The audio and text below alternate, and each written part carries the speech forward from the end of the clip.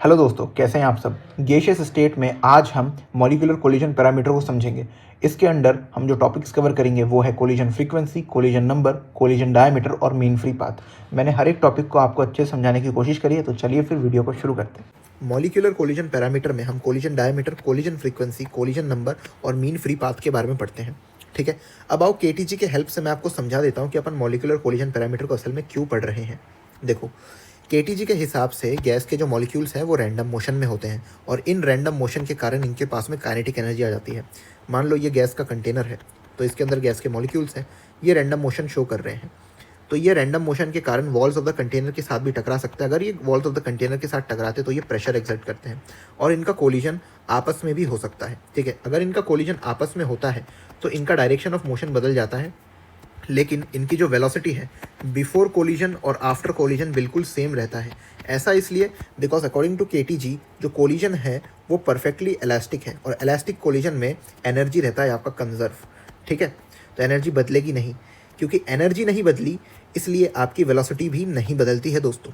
ठीक है, और देखो, जब इनका आपस में कोलिजन होता है तो उस कोलिजन के वक्त जितनी भी फिजिकल क्वांटिटीज इन्वॉल्व होती है उनको अपन मॉलिक्यूलर कोलिजन पैरामीटर के अंदर पढ़ते हैं, जो कि क्या है आपके collision diameter, collision frequency, collision number और मीन फ्री पाथ। तो चलिए कोलिजन डायमीटर से करते हैं शुरुआत टॉपिक की। तो देखो, कोलिजन डायमीटर का मतलब ये होता है जब दो गैस के मॉलिक्यूल्स एक दूसरे के साथ कोलिजन शो करते हैं तो दोनों गैस मॉलिक्यूल्स के सेंटर की जो डिस्टेंस है वो कितनी है, उसको ही कोलिजन डायमीटर कहा जाता है। अब आप एक चीज़ देखो, ये दो गैस के मॉलिक्यूल्स है, ठीक है, ये आपस में कोलाइड कर रहे हैं, तो कोलिजन के वक्त क्या इनका शेप डिफॉर्म नहीं होगा, मतलब क्या इनका शेप पिचकेगा नहीं, या फिर जैसा शेप है नॉर्मल वैसा ही रहेगा। तो इसका आंसर है इनका जो शेप है ये डिफॉर्म नहीं होता कोलिजन के दौरान, क्योंकि अकॉर्डिंग टू केटीजी हमने इन गैस मॉलिक्यूल्स को रिजिड सॉलिड स्फीयर्स मान रखा है, इसलिए जब ये कोलाइड करते हैं तो इनका शेप डिफॉर्म नहीं होता, इनका शेप वैसा ही रहता है। ठीक है, तो कोलिजन डायमीटर का मतलब ये है जब दो गैस के मॉलिक्यूल टकराते हैं एक दूसरे के साथ तो दोनों के सेंटर की दूरी कितनी होती है, बस इसी को ही लिखना पड़ता है। तो इन दोनों के बीच के सेंटर की दूरी को निकालने के लिए आपको दोनों के रेडियस को ऐड करना पड़ता है। ठीक है, ये मॉलिक्यूल नंबर 1 है, ये मॉलिक्यूल नंबर 2 है। जब आप रेडियस ऑफ 1 मॉलिक्यूल को रेडियस ऑफ 2 मॉलिक्यूल के साथ एडिशन कर दोगे तब आपको कोलिजन डायमीटर मिल जाएगा। ठीक है, और इसको अपन सिग्मा से रिप्रेजेंट करते हैं। अब देखो, दूसरा है अपने पास कोलिजन नंबर। कोलिजन नंबर का मतलब ये होता है नंबर ऑफ कोलिजन पर सेकंड, की यानी पर सेकंड में कितने कोलिजन हो रहे हैं। बुक्स में इसको Z1 से रिप्रेजेंट करते हैं, लेकिन मैं Z से इसको रिप्रेजेंट करता हूँ, और इसका जो फॉर्मूला होता है वो होता है √2 पाई U average sigma square N star. ठीक है, ये जो सिग्मा स्क्वायर है इसमें जो सिग्मा है ये आपका है कोलिजन डायमीटर, U एवरेज इसका फॉर्मूला होता है √8/π/RT/m। आर मतलब यूनिवर्सल गैस कांस्टेंट, टी मतलब टेम्परेचर और कैपिटल एम का मतलब है कि गैस का मोलर मास कितना है। ठीक है, और ये जो एन स्टार है, एन स्टार का मतलब होता है number of molecules per unit volume, यानी कि N/V। ठीक है, देखो मैंने यहाँ पे लिखा भी है। अब देखो, अगर मैं वेलोसिटी की वैल्यू पुट करूँ तो मैं लिख सकता हूँ अपने कोलिजन नंबर को Z = √2 पाई, U एवरेज की जगह √8/π/RT/m, पूरा ही रूट के अंदर है, सिग्मा स्क्वायर N स्टार। ठीक है, अब मान लो ऐसा है कि दो गैस के मॉलिक्यूल एक दूसरे के साथ कोलाइड कर रहे हैं, ये मॉलिक्यूल नंबर 1, ये मॉलिक्यूल नंबर 2। अब ये जो सिग्मा है अपना, ये क्या है अपना कोलिजन डायमीटर, यानी कि इन दो मॉलिक्यूल्स की सेंटर की दूरी को मुझे लिखना है। कैसे लिख सकता हूँ, रेडियस के फॉर्म में R1 + R2। ठीक है, और N स्टार का मतलब क्या है, number of molecules per unit volume. अब देखो, तो ये जो हमारा Z है यानी कि कोलिजन नंबर, इसको मैं ऐसे भी लिख सकता हूँ, कलर चेंज कर लेता हूँ, Z = √2 पाई। अब यहाँ पे देखो, ये जो पाई है एक रूट के बाहर है और एक रूट के अंदर है। ठीक है, तो ये जो रूट के बाहर पाई है, ठीक है, इसको मैं ऐसे भी लिख सकता हूँ √π अपना क्या हो जाएगा पाई। तो यहाँ पे मैं देखो इस तरीके से लिख देता हूँ √π, और एक और √π लिखना पड़ेगा मुझे, और ये नीचे है और ये ऊपर है तो ये कट जाएगा, तो मेरा हो जाएगा ये √2 पाई √8RT/m। सिग्मा स्क्वायर को मैं लिख दूंगा, साइज़ थोड़ा सा कम कर लेता हूँ यार, साइज़ थोड़ा सा कम कर लूँ वरना ये आ नहीं पाएगा। तो सिग्मा का स्क्वायर है तो R1 + R2 का होल स्क्वायर। ठीक है, N स्टार को मैं लिख सकता हूँ number of molecules per unit volume, तो मेरा जो कोलिजन नंबर है जो क्या था √2 pi u average sigma square n star, उसको मैं इस फॉर्म में भी लिख सकता हूँ। ठीक है, तो मैंने क्या करा है, सिंपली ऊपर थोड़ा एक्सपैंड करके लिख दिया है दोस्तों। और ये जो अपना कोलिजन नंबर है इसका मतलब है नंबर ऑफ कोलिजन पर सेकंड में कितने कोलिजन हो रहे हैं, उसी को ही हमारा Z कोलिजन नंबर रिप्रेजेंट करता है। और उसका फॉर्मूला ये रहा आपके सामने, मैंने एक्सपेंड करके भी आपको लिख के बता दिया है। अब देख लो, अपने पास है कोलिजन फ्रीक्वेंसी। ठीक है, कोलिजन फ्रीक्वेंसी को Z11 के फॉर्म में रिप्रेजेंट करते हैं और मैंने भी वैसे ही कर रखा है। कोलिजन फ्रीक्वेंसी का मतलब है total number of collision that are occurring per second per unit volume. Per second per unit volume में कितने कोलिजन होते हैं उसको अपन क्या कहते हैं, कोलिजन फ्रीक्वेंसी। और इसका फॉर्मूला क्या होता है, Zn*/2। Z का मतलब क्या है दोस्तों, कोलिजन नंबर। N स्टार का मतलब क्या है, number of molecules per unit volume. अगर इसको आपको एक्सपेंड करके लिखना है तो आप ऐसे भी लिख सकते हो कि collision frequency is equal to, collision number आपका क्या था, √2 pi sigma square u average n star. ठीक है, ये आपका क्या हो गया, Z हो गया। ठीक है, मैंने Z को यहाँ पे लिख दिया है n*/2।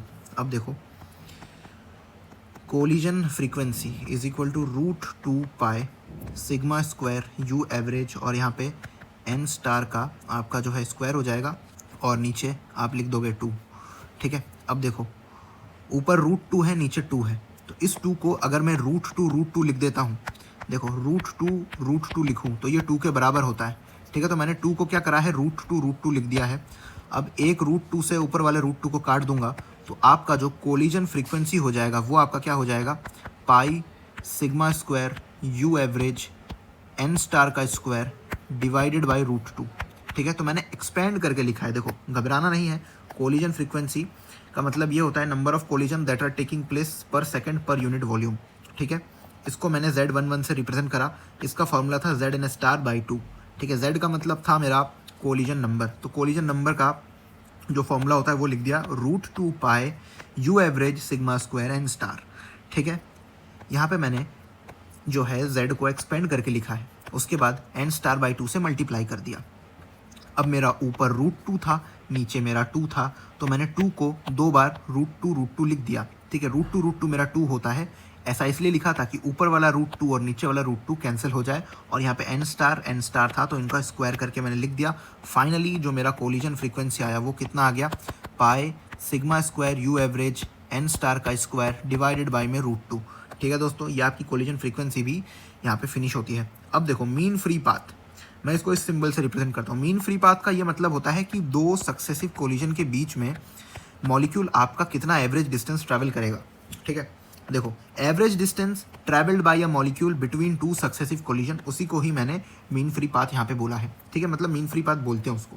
मीन फ्री पाथ का मतलब होता है यू एवरेज बाई Z, यानी कि आपका √8/पाई RT बाई में M divided by collision number. ठीक है, तो देखो इसको थोड़ा एक्सपेंड करके लिख देते हैं। आपका जो मीन फ्री पाथ हो जाएगा u average divided by collision number. Collision number होता है आपका √2 pi u average sigma square n star. ठीक है, यू एवरेज से यू एवरेज कट गया तो आपका मीन फ्री पाथ क्या आ गया, 1/√2 pi sigma square n star.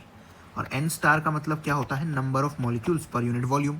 अगर इसको भी थोड़ा एक्सपेंड करके लिखना चाहो तो ऐसे लिख दो कि आपका जो है मीन फ्री पाथ वो आया कितना, एन स्टार की जब वैल्यू रखोगे तो ये n/v होगा, और ये डिनोमिनेटर में है तो इसको ऊपर पहुंचा दोगे तो volume divided by √2 pi sigma square multiplied with n मतलब नंबर ऑफ मॉलिक्यूल्स आ जाएगा। तो दोस्तों मीन फ्री पाथ का मतलब ये होता है कि average distance travelled bye a molecule between 2 successive collision. इसका फॉर्मूला आपका होता है यू एवरेज बाई Z, और यहाँ पे जो भी मैंने लिखा है वो मैंने बस एक्सपेंड करके लिखा है। तो अगर आप शुरुआत से अच्छे से सारे फॉर्मूलेस को याद कर लेते हो, कोलिजन डायमीटर का ये हो गया, कोलिजन नंबर का ये हो गया, ठीक है, कोलिजन फ्रीक्वेंसी का ये फॉर्मूला हो गया, और यहाँ पे हमारा मीन फ्री पाथ तो था ही, तो आप अपने ही हिसाब से एक्सपेंड करके लिख पाओगे, कोई भी इसमें घबराने की बात नहीं है। तो यहाँ देखो मैंने टेम्परेचर और प्रेशर के साथ क्या रिलेशन रहने वाला है कोलिजन नंबर और मीन फ्री पाथ का, वो मैंने आपको समझाया है। ये जो मीन फ्री पाथ है ये डायरेक्टली प्रोपोर्शनल टू टेम्परेचर होता है, इन्वर्सली प्रोपोर्शनल टू प्रेशर होता है। यानी कि अगर आपने टेम्परेचर बढ़ाया तो आपका मीन फ्री पाथ बढ़ जाएगा, यानी कि average distance between 2 successive collision बढ़ने वाला है जब आप टेम्परेचर को बढ़ाओगे। अगर आपने प्रेशर को बढ़ाया तो आपका मीन फ्री पाथ घट जाएगा, बिकॉज ये दोनों इन्वर्सली रिलेटेड है। तो हमारा जो मीन फ्री पाथ और टेम्परेचर है वो डायरेक्टली प्रोपोर्शनल रिलेशन शो करते हैं, और हमारा जो मीन फ्री पाथ और प्रेशर है वो इन्वर्सली प्रोपोर्शनल रिलेशन शो करते हैं। अब देखो कोलिजन नंबर पे प्रेशर का क्या असर है। प्रेशर बढ़ाओगे, नंबर ऑफ कोलिजन पर सेकंड बढ़ जाएंगे, यानी कि कोलिजन नंबर आपका बढ़ने वाला है। अगर आपने टेम्परेचर को बढ़ा दिया तो आपका कोलिजन नंबर घट जाएगा, बिकॉज दोनों इन्वर्सली प्रोपोर्शनल रिलेशन में है। अगर किसी को जानने का मन है कि ये दोनों रिलेशन कैसे आते हैं, तो देखो मीन फ्री पाथ से शुरू करते हैं। मीन फ्री पाथ का मतलब क्या होता है, यू एवरेज बाई जेड, ठीक है। और जेड अपना क्या होता है, √2 sigma square u average n star. तो यू एवरेज से यू एवरेज कट जाएगा, तो आपका मीन फ्री पाथ क्या हो जाएगा, 1/√2 सिग्मा स्क्वायर एन स्टार, ठीक है। अब देखो एन स्टार से कहानी को अब शुरू करते हैं। एन स्टार का मतलब क्या होता है, एन स्टार का मतलब होता है number of molecules per unit volume. अब देखो आइडियल गैस इक्वेशन को लगाते हैं, PV = nRT। स्मॉल n को पकड़ लो, ये क्या है, number of moles. Number of moles को क्या लिखते हैं, number of gas molecule divided by Avogadro number, ठीक है। अब देखो यहाँ पे अपन इसकी वैल्यू को सब्स्टिट्यूट कर लेते हैं। PV = स्मॉल n की जगह रख दो number of gas molecule divided by Avogadro number. Avogadro number मतलब Na, ठीक है, multiply with R and T।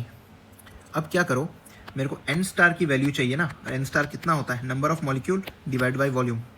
तो P मल्टीप्लाइड विद Na, ठीक है, और RT को डिवीजन में पहुंचा दो और यहाँ पे RT लिख दो, ठीक है। तो P multiplied with Na divided by RT = ये जो वॉल्यूम है इसको कैपिटल N के नीचे ले जाओ, तो ये N/V आपका क्या हो गया, number of molecules per unit volume, यानी कि ये अपना एन स्टार है। तो यहाँ से क्या आ गया, एन स्टार का मतलब है P multiplied with Avogadro number, P मतलब प्रेशर, अपॉन गैस कांस्टेंट, और मल्टीप्लाई में है अपना टेम्परेचर। अब देखो ये जो आपका Na है, ठीक है, ये ऊपर लिखा हुआ है न्यूमरेटर में। अगर मैं इसको नीचे लाता हूँ तो ये डिवीजन में चला जाएगा। देखो क्या हो जाएगा यहाँ से मेरा, N star = P upon RT, और Na को अगर मैं नीचे ले आऊँ तो मैं इसको डिनोमिनेटर में लिख सकता हूँ Na। और ये जो आपका R/Na होता है ना, ये आपका क्या होता है, KB, यानी कि बोल्ट्जमैन कांस्टेंट। बोल्ट्जमैन कांस्टेंट का मतलब ये होता है gas constant divided by Avogadro number, ठीक है। तो मैं एन स्टार को यहाँ से क्या लिख सकता हूँ, जो अपना एन स्टार है number of gas molecules per unit volume, वो आपका क्या हो जाएगा, P अपॉन में KBT। इसको मैंने KB लिख दिया, ठीक है, जो आपका क्या होता है, बोल्ट्जमैन कांस्टेंट। तो आपका एन स्टार इतना आ गया। अब देखो मैं करूँगा वैल्यूज़ को पुट। तो हम कहाँ पे थे, एक बार मैं देख लेता हूँ। तो यहाँ से अपन लिखेंगे mean free path is equal to 1/√2 sigma square. N star की जगह रखूँगा P अपॉन KBT। ये डिनोमिनेटर में है तो ये ऊपर न्यूमिनेटर में चला जाएगा, तो ये कुछ आपको ऐसा दिखने लगेगा। देखो KB और यहाँ पे T। तो यहाँ से आप देख सकते हो बोल्ट्जमैन कांस्टेंट एक कांस्टेंट है, ठीक है। और इन सारी चीज़ों को अगर मैं हटा दूं तो आपका जो मीन फ्री पाथ है, mean free path directly proportional to temperature और इन्वर्सली प्रोपोर्शनल टू प्रेशर आता है।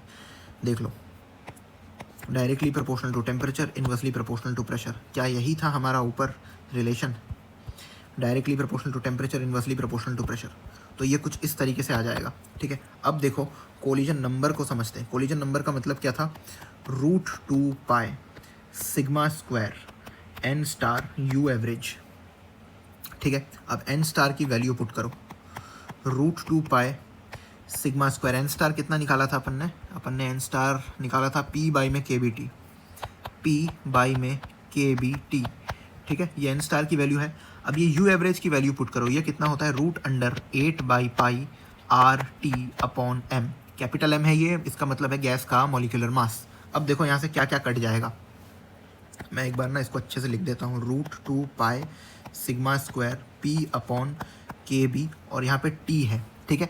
टेम्परेचर देखो ऊपर भी है अपने पास, लेकिन ये रूट के अंदर है और ये नीचे वाला टेम्परेचर रूट के बाहर है। तो मैं ये जो T है इसको 2 बार √2 के फॉर्म में लिख सकता हूँ, ठीक है। तो मेरा क्या हो जाएगा, √T मल्टीप्लाई में 8/π RT/M।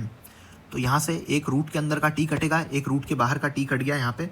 तो यहाँ पे मेरा क्या आ जाएगा, जो मेरा z है वो आएगा √2 pi sigma square pressure upon में के बी, यहाँ पे टेम्परेचर का रूट, और यहाँ पे मेरा क्या है 8/पाई r/m।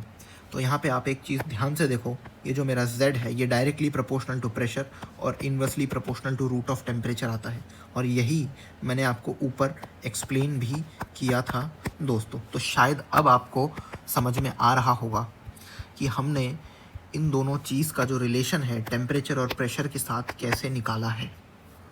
तो यहीं तक था दोस्तों हमारा आज का वीडियो। मैंने पूरी कोशिश करी कि आपको अच्छे से समझा पाऊँ। अब मुझे नहीं पता कि मैं इसमें कितना सफल रहा हूँ, आप बताना कमेंट्स के थ्रू, और वीडियो को लाइक भी कर सकते हो अगर आपको कुछ समझ में आया तो, ठीक है। अगले वीडियो में मैं आपके लिए मॉलिक्यूलर स्पीड का टॉपिक लेके आऊँगा, जिसमें हम VRMS, V मोस्ट प्रोबेबल और एवरेज स्पीड के बारे में अच्छे से पढ़ेंगे, उनके न्यूमेरिकल्स को देखेंगे और इनके बीच में क्या रिलेशन होता है उसको भी समझेंगे, ठीक है। तो मिलते हैं आपसे नेक्स्ट वीडियो में, तब तक के लिए बाय बाय।